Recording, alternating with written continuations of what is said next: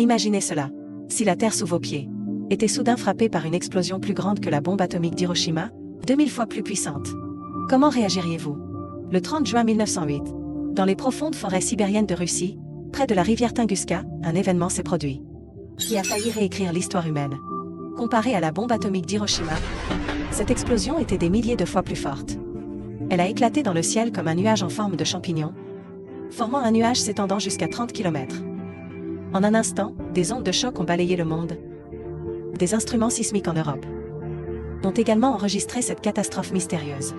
Au cœur de l'explosion, plus de 2000 km² de forêt ont été rasés. D'innombrables animaux sauvages ont été ensevelis sur place.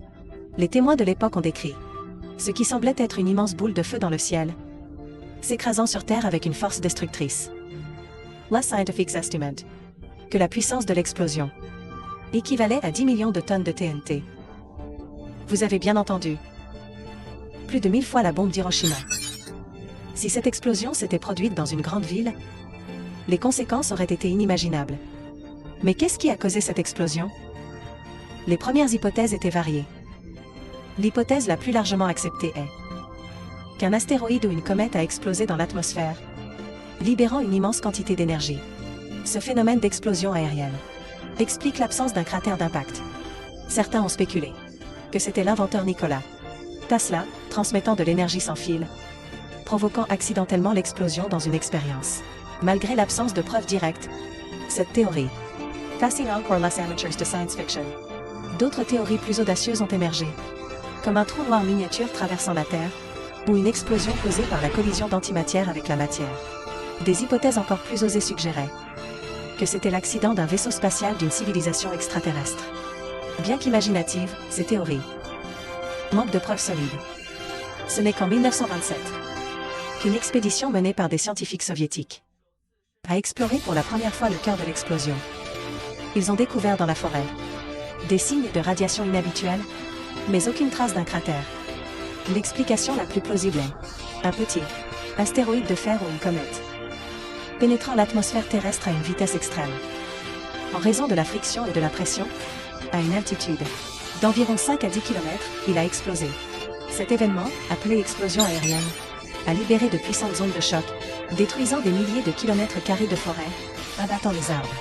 Il a également déclenché de légers tremblements de terre à l'échelle mondiale. Des perturbations atmosphériques ont également été enregistrées. Le lac Sheko pourrait-il être le cratère d'impact de l'événement Tunguska? La communauté scientifique reste divisée.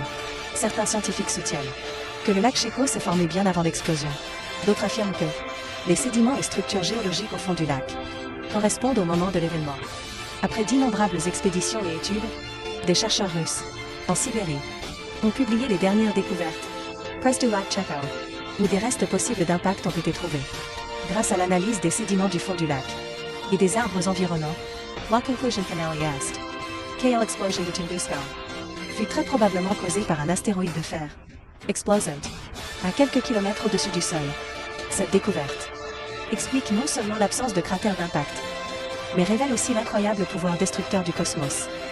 Si l'explosion de Tunguska s'était produite à l'époque moderne, son impact ne se limiterait pas au site de l'explosion. D'énormes ondes de choc pourraient faire plusieurs fois le tour de la Terre, provoquant des tremblements de terre et des tsunamis à l'échelle mondiale.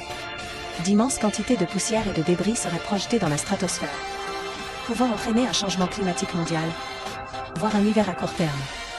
Les pertes économiques seraient incalculables. C'est le défi auquel nous serions confrontés.